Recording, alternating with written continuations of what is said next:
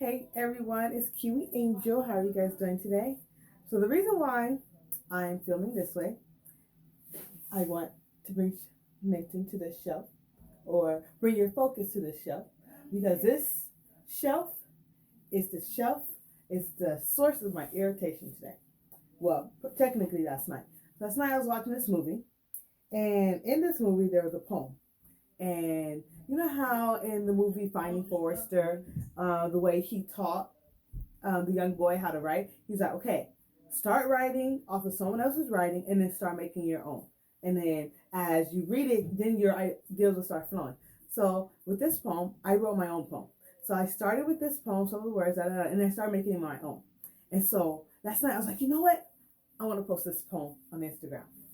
But I was just like, okay, I know exactly where this poem is. It's inside this notebook right here.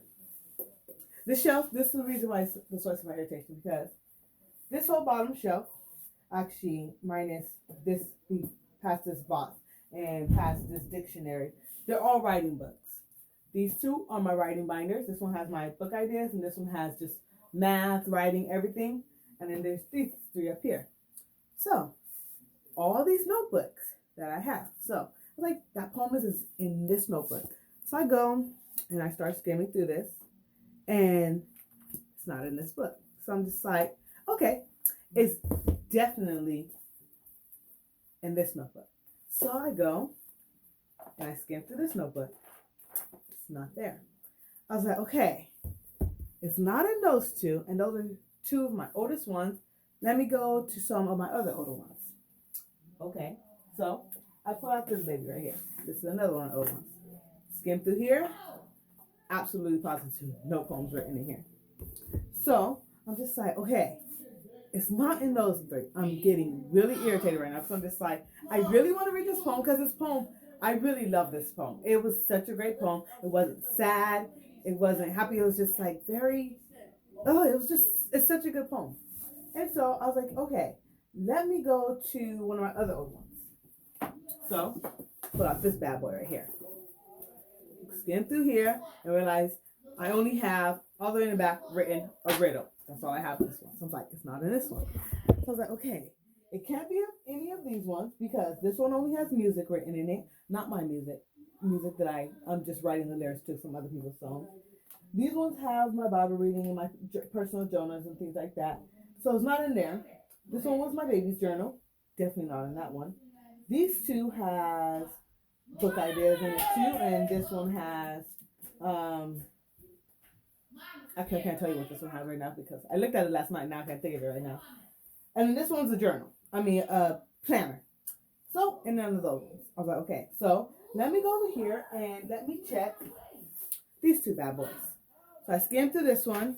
It has a poem written back here, but it's not the poem that I want. So, not this one. This one just has a bunch of knickknacks and drawings, and it's not in this one. So I was like, great. I can't find this poem anywhere. It's not in any of the journals I think it is. So I was like, you know what? Let me check my binder. And in this binder, of course, it has a lot of different things in here, not in there. It has little things in the back, like portfolios. Not in any of these. I was like, this is getting on my nerves because all I want to do is read this poem. All I want to do is find this poem because this poem, I love my poetry just as much as I love my puzzles and I love my artwork. I just because my poetry and my puzzles are artwork considered to me. So let me check the binder that has all my book ideas. This is a book that I'm writing, and I currently have 4 chapters written. I've been writing this book. Actually, let me repeat. I have about 20 chapters written, but 20 of those chapters, let's see. I have 4 chapters written, and I rewrote the first chapter a few times because every time I go through to reread it, I kind of rewrite the first chapter or have new ideas because I've been writing this since high school, so I'm older now, and I'm just like, oh, this sounds better this way, or this word, or this way is better. So that's that. It wasn't in there. And this has, as you can see, has little portfolios on the back too, and it has a lot of little sleeves, just like you have in a regular notebook. None. Nowhere in there. So it's none of those. So you know what? Let me try my newer one that I've been writing in. I was like, it can't be in this one because I just felt like it couldn't be. In the back of this one right here, this bad boy, I have a lot of loose poetry in the back. So I checked every single last one. Not in this one. And in the back. Not anywhere in here. And I'm just like, I just want to read this poem. I just really want to share this. So I go, and it's not in any of these ones. This one was a journal that I had since high school. These ones are empty composition books, except for this one. This has exercises in it. This is a book that I wrote letters to my spiritual mom in. I'm just like, all of these notebooks that I have, all in one shelf, because all of my other shelves, these are all books. In the middle shelf, there's movies, my VHSs, like really old. All the bottom one has to do with writing books, music books, art books, like not the ones that I draw in or not the ones that I write in. These are actual teaching me how to write, helping me how to draw, different. Like I have these 3 books. I'm gonna show you just because I really like these books.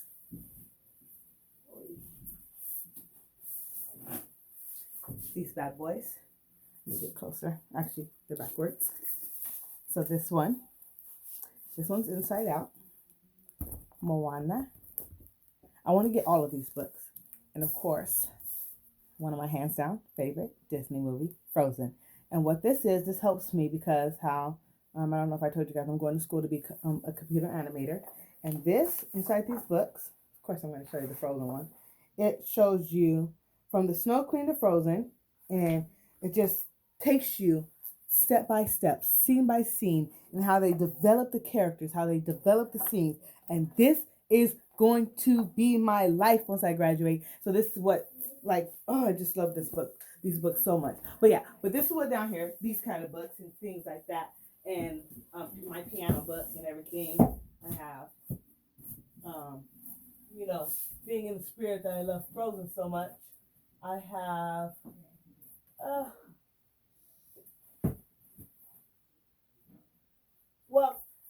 I have a Frozen book where I can learn how to play the music on my violin and on my keyboard. Yes, I do have a keyboard and a violin. Don't know how to play either one, but I'm about to learn how to play my violin. But back to the point. Okay, sorry, totally got off tangent. So I couldn't find this poem anywhere in any of my books, and that kind of made me sad. But as I was going through this one, I was thinking, and I was like, you know what? I'm just like, okay, I can't read that one. But there's a poem in this book that I really like, and I really would like to read to you guys. This poem was written to a girl. And the reason why I wrote this poem to this girl is called Can You See What I See?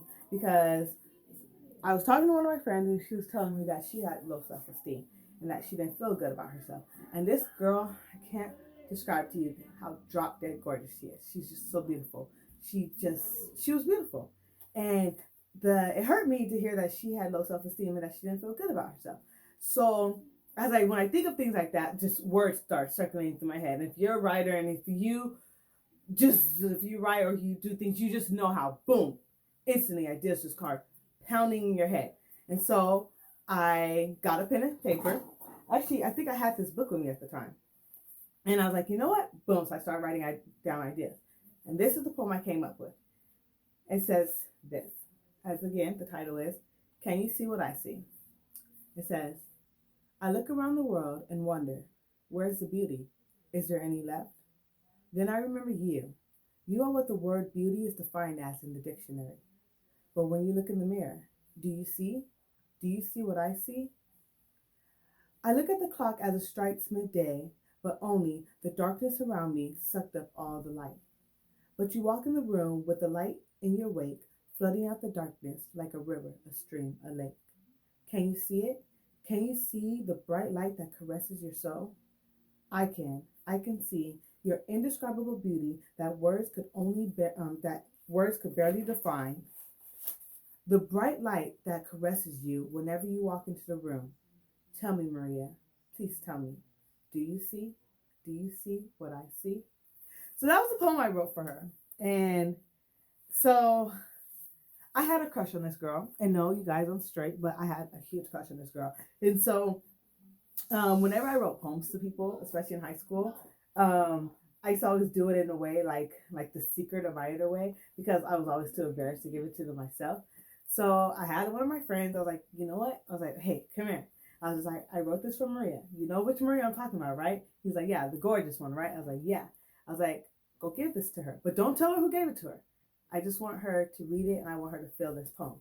And so he gave it to her from me. And so the next day, I go into work, and I was all late and everything. And no, I wasn't late. I was on time, but I was like going to clock in late. And I was walking out the cafeteria. I was walking towards the clock in. Maria walks past me going the opposite way. And I was just like, just tell you about it. Just tell you about it. I was like, no, I'm not going to do that. I'm too embarrassed. And so right before I even walked into security, I turned around, and I was just like, Maria. I was just like, she's like, yeah. I was like, what did you think of the poem? And she was just like, you wrote that poem? She's like, thank you so much. She was just like, when I read that poem, I started to cry. And I was just like, that's kind of the reaction I wanted her to have. I wanted her to feel that poem. I wanted to feel how her to feel, to see how beautiful she is to other people around her, people like me, and people like literally everyone at that job had a crush on her, girls and guys, because that's even the gay guys. Yes, because I did have some gay friends. That we all had a crush on her because she was just that beautiful, and her friend Aubriana was beautiful too. And so I wrote that poem for her, and then Aubriana found out about it. She was just like, why? I was like, I want a poem too. And so I was just like, okay. And of course, automatically, boom, boom, boom, boom, boom, I did start pounding my head. And so I wrote her a poem. And this is that poem that I wrote to Aubriana. It says, the title of this poem is The Effect of Your Beauty. It says this: I put my pen to this paper to write about your beauty. But what words do I use when none can describe you completely? Your vision to all, let me describe to you what I see. Close your eyes and picture it with me. Your beauty can be described as the sunset behind the ocean on a warm, beautiful day. Like the lights I lay my eyes upon now, covering our city, covering this town. How breathtaking you are, just like the shining stars, surrounding the full lit moon, so close, yet so far. Just like fresh fallen snow, your beauty has a heart-stopping glow. My heart skips a beat, I can barely stand on my own 2 feet. I form words to speak, but they betray me. Aubriana, so you see the effect your beauty has on me. And so that's the poem I wrote to her. And, I wasn't like trying to be all romantic and everything, but sometimes it comes off as that. But I wrote both of those girls the poems, and they both loved them. And I just like, I don't write a lot of my poetry to people. And it's kind of, to find thoughts to make like poems like that, or happy thoughts, is really hard for me. But I really like to write poems like that for people. Um, so to close out this, like, many things pop in my head, and many thoughts could pop in my head easily. And when listening to music, when watching movies, when reading books, just different words, or how authors phrase the words, or how singers phrase the words, or how producers and actors, how they phrase their words, can instantly spark thoughts in my head. So this poem, I'm going to pull out from the back. This poem is inspired by, I'm going to read just one more to you guys today. This poem is inspired by Lucas Graham's song, Funeral. And that song, listening to that song, it really struck me. And it really, listened to me. I felt that song. I cried. I just felt that song. I really did. And so I was like, you know what? I want to write my own poem. Kind of like this hit song, but in my own way, in my own Key-mya way. And if you know me, you know what I mean by Key-mya way. So, and if you know me, you probably actually heard this poem before. But I'm going to read this poem to you. It's called, the title of his song is called Funeral. And if you guys know this song, the chorus goes, Welcome to my funeral. Everyone I know better be wasted. You know I will pour enough, 'cause the way I live, it was amazing.